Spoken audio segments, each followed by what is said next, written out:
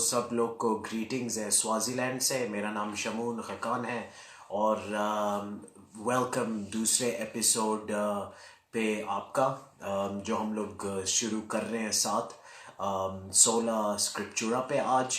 तो आज मैं आप लोग को इनवाइट करूँगा कि आप मेरे साथ 2 टिमोथी चैप्टर 3 वर्स 16 पे ज़रा खोलें और हम लोग इसे साथ पढ़ेंगे अभी। उसमें लिखा हुआ है ऑल स्क्रिप्चर, सारी Bible is given by inspiration of God. All of scripture, ठीक है? And is profitable for doctrine, for reproof, for correction, for instruction in righteousness. ठीक है? वर्स 17 में लिखा हुआ है कि सिर्फ फिर बाइबल जो खुदा के हाथ से डायरेक्ट आई है, खुदा की वो सांस है एक, ये बाइबल वो खुदा के आदमी को कंप्लीट करने में सिर्फ ये एक चीज खुदा ने दिया हमें जिससे हम लोग फायदा उठा सकते हैं। ठीक है? So verse 17, the man of God may be perfect, thoroughly furnished unto all good works. जैसे आप जानते हैं कि हम लोग आज 16 स्क्रिप्चुरा पे बात करेंगे। 16 स्क्रिप्चुरा एक लैटिन फ्रेज है ऑफ कोर्स। बेसिकली उसका मतलब कि बाइबल अलोन, सिर्फ बाइबल। और ये मैं आज 2 और लैटिन फ्रेजेस लेके आना चाहूँगा, मतलब वॉक्स डे और वर्बम डे। तो वॉक्स डे का मतलब कि खुदा की आवाज़, वॉक्स आवाज़, डे खुदा, और वर्बम डे मतलब वर्बम वर्ड्स, अल्फाज, और डे खुदा। तो वर्बम डे और वॉक्स डे। तो अभी अगर आप इस वर्स 2 टिमोथी चैप्टर 3 वर्स 16 और 17 को देखें और आप इस चीज का एक सवाल पूछें इसके ऊपर कि ऐसा कौन सा आदमी है, कौन सा प्रॉफिट है इस दुनिया में, आपके चर्चेस में, जैसा भी इंसान हो, ऐसा कौन सा आदमी है जो इस वर्स को 2 टिमोथी चैप्टर 3 और वर्स 16 और 17 के स्टैंडर्ड पे मैच करता है? ऐसा कोई भी नहीं है इस पूरे बाइबल में। सिर्फ ऐसा एक ही वर्स है जो सिर्फ एक चीज को वर्बम डे और वॉक्स डे का स्टैंडर्ड मिलता है, और वो है बाइबल। तो हम लोग जो मैंने अपनी जिंदगी में जो क्रिश्चियन वॉक में काफी क्रिश्चियनों को ये सुना है कि हाँ, जैसे फॉर एग्जांपल छोटा सा एक एग्जांपल देता हूं मैं कि अगर आप गाड़ी चला रहे हो, ठीक है, और आपने सीट बेल्ट नहीं पहनी हुई, पुलिस ऑफिसर आपको रोक लेता है और पुलिस ऑफिसर आपसे बोलता है आपने सीट बेल्ट पहनी थी, और क्रिश्चियन एकदम से, उसके पास थोड़े पैसे थे, वो छोटा मोटा झूठ बोल देता है और उधर से आगे चला जाता है। ठीक है?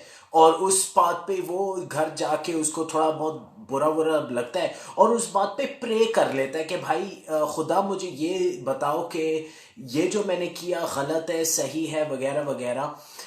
और उसको एक उस चीज से वो मिलती है कि पीस मिल जाता है, प्रे करने से पीस मिल जाता है। आपने काफी सुना होगा कि लोग क्रिश्चियन लैंग्वेज में हमारे बोलने के हिंदी में कैसे बोलते हैं, हमारे बोलने के स्टाइल में हमारा क्रिश्चियन जो लैंग्वेज हो जाती है उसमें हम लोग पीस बहुत यूज करते हैं। ठीक है ना?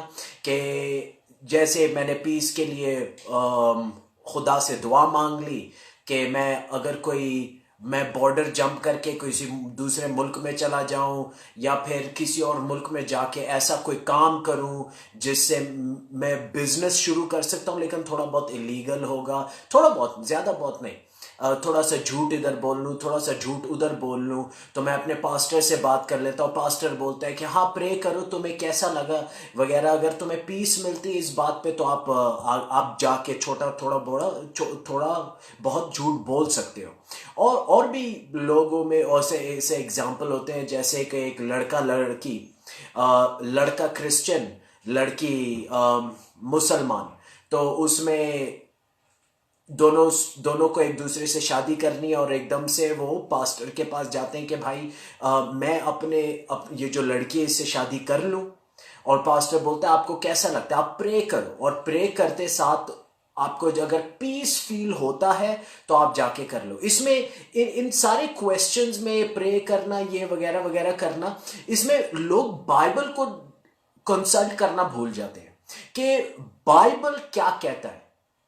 प्रेयर और खुदा से पीस मिलना, खुदा अपने वर्ड के अगेंस्ट कभी भी नहीं जाएगा।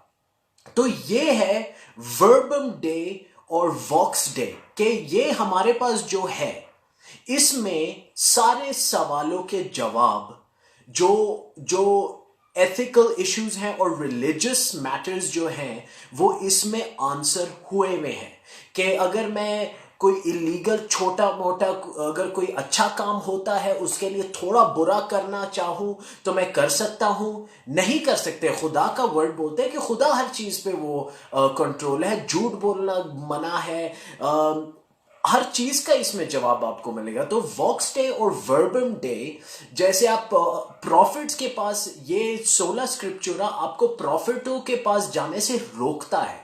आपको 16 स्क्रिप्चुरा ये कहता है कि आप बाइबल के पास आओ। इसलिए 2 टिमोथी चैप्टर 3 वर्स 16 और 17, ऑल स्क्रिप्चर के बाइबल ऐसी सिर्फ ऐसी एक चीज है जिसमें खुदा अपना दिमाग और अपना दिल का जो वो रिक्वायरमेंट्स है वो इसमें रिवील किया हुआ है।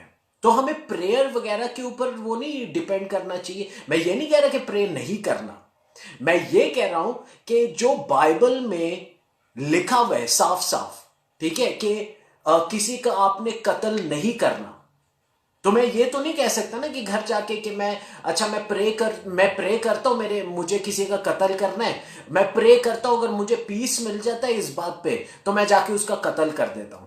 तो आप बाइबल भी तो पढ़ लो ना कि बाइबल में क्या लिखा हुआ है। क्या मैं किसी का कत्ल कर सकता हूं?